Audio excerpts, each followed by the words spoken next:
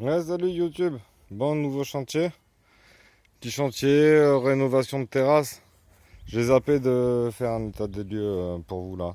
Donc en gros, c'était quoi l'idée? Là, il y a eu un morceau de fait.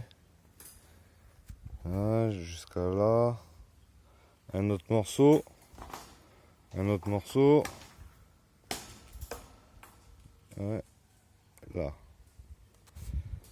Là, au moment de la maison, il y avait un bloc. Coulé une terrasse au milieu. En fait, quand je suis arrivé pour faire le devis ici, je suis pas arrivé du tout pour ce sujet-là en fait.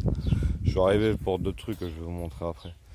Et résultat, en fait, on faisait un état des lieux des travaux en général. Qu'est-ce que vous voulez faire autour de votre maison et tout. Parce que bon, moi j'aime bien prendre le temps de discuter avec les gens, tu vois.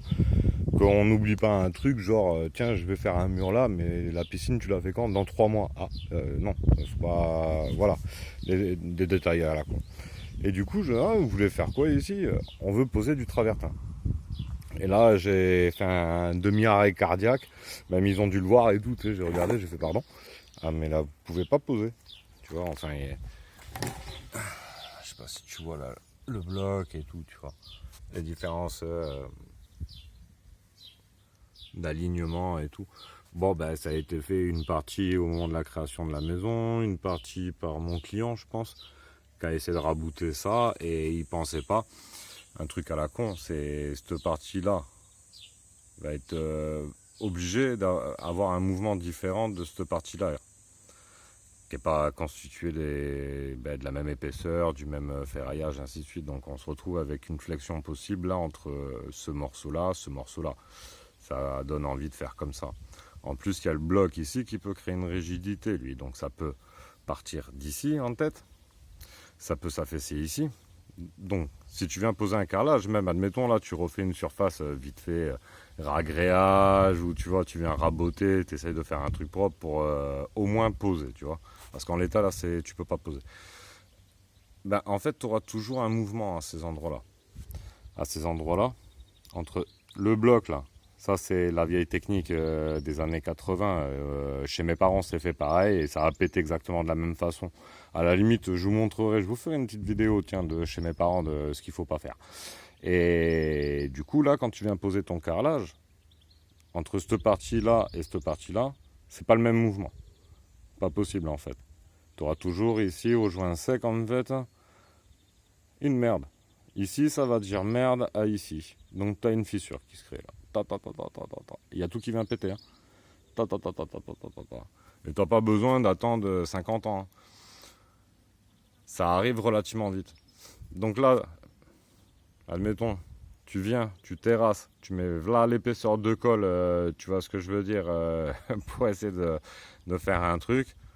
Eh ben, c'est quand même voué à l'échec en fait, parce que tu auras obligatoirement sur cette merde de bloc en fait. Et même s'il n'y avait pas ce morceau, admettons, il aurait juste voulu là carreler ici. Soit tu arrives avec un bandeau de vin qui suit le bloc de part et d'autre. Tu vois ce que je veux dire? Tu viens faire un petit joint élastomère là, tu sais, en silicone ou quoi. Tu vois ce que je veux dire? Et tout le reste en fait, soit tu fais un 2 tons, soit tu démerdes comme tu veux. Tu vois ce que je veux dire? Que ça soit esthétique et pratique. Et là, ça ira. Tu vois ce que je veux dire? Tu auras la terrasse là qui reste bien. Au niveau de là où ça doit bouger, dans tous les cas, tu mets un joint souple, tu sais, donc en conséquence, bah, ça bouge pas. Enfin, ça bouge, mais c'est conçu pour. Et là, t'es pas emmerdé. Surtout pas venir de là à de là. Je l'ai vu sur des piscines aussi. Les gens qui voulaient arriver avec le carrelage qui sert de margelle. Ça casse. Tout le temps. Donc si vous en avez l'idée, vous êtes chez vous, eh ben vous le faites pas. Après, il y a autre chose que j'ai appris là dernièrement. J'ai un client qui est en sinistre, ça part au tribunal certainement et tout, autour de terrasses. Une maison qui a été construite par un particulier en fait. Donc il a fait faire les travaux de construction de la maison par un maçon. Et il s'est dit, tous les annexes, je vais les faire moi. Et du coup, il s'est fait la piscine, il a fait toutes les terrasses de piscine. Il a fait 2-3 bricoles, tu vois, à la maison. C'est légitime, à la limite, tout le monde pourrait en avoir l'idée. Ok. On a ferraille aussi là. Bref, je vous la joue courte en fait. Résultat des comptes, le mec, il a fait la maison, il fait une plus-value, il vend la maison. 3 ans après, sinistre sur les terrasses. Résultat des courses, terrasses sinistrées, mise en demeure des terrasses et tout ça, tu sais, parce qu'il n'y avait pas la quantité de ciment. En gros, les terrasses, quand le mec, il a passé le jet, là, mon collègue, quand il a passé le jet, en fait, il m'appelle, il me fait, ouais, Franck, c'est normal, quand je passe le jet, comment dire, j'ai le béton, il s'en va. Je vais comment ça? Si tu passes le Karcher trop près comme une brute, ouais, peut-être, et encore, comment ça?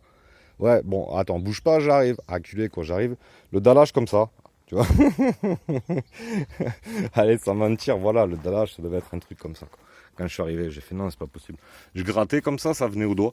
Je fais, ah ouais, tout, tu sais. Ouais, il a fait un béton maigre. Bon, sur le coup, béton maigre, c'est quoi ça? Béton maigre, c'est une nouvelle invention. Bon, bref.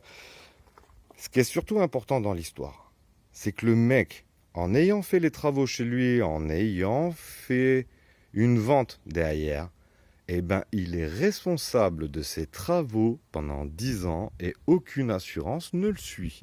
Parce qu'il aurait fallu prendre une assurance spéciale, certainement une dommage ouvrage ou un truc comme ça pour faire les travaux chez toi. Et que résultat, en fait, le mec, eh ben, il se retrouve à garantir pendant 10 ans son ouvrage. Donc les gars, si vous avez l'intention de faire des trucs dans une maison que vous voulez revendre derrière, faites attention à ce petit alinéa. Je ne le savais pas. Je ne savais pas que le particulier était responsable de 10 ans, en fait. C'est son ouvrage. Ben si. Donc en fait, demain, là, j'ai le client, il décide de faire les terrasses. Il divorce avec sa femme, il vend la maison. 3 ans après, il a tout à péter. C'est pour sa gueule. Alors, le mec, il divorce avec sa femme, il a la maison, elle pète et tout. T'imagines le délire.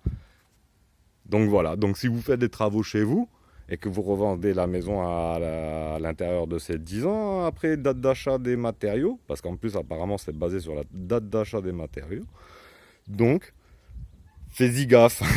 Voilà, j'ai 1500 abonnés, j'espère qu'il y a 1500 personnes qui sont au courant en fait, qui sont responsables pénalement pendant 10 ans de leurs travaux. Tout ce qu'ils font chez eux. Ils revendent le bien, ils revendent une garantie décennale personnelle avec le bien. Fais-y gaffe quand même. Du coup là on se dit merde, un artisan c'est peut-être pas si cher que ça. Bref, enfin voilà, j'ai trouvé ça très fun, c'était obligé que je vous en parle. Donc là, qu'est-ce que je dois faire? Tu vois, une entrée de garage. On a décaissé 15 machin, un peu de 0,20 histoire de refaire une forme à peu près propre, tu vois, parce que j'ai des pans dans tous les sens. Donc voilà, faut se démerder. Et du coup, voilà, ST25C, comme je sais qu'à l'angle de la maison et tout, ça va dire merde, je vais faire un joint de dilatation là.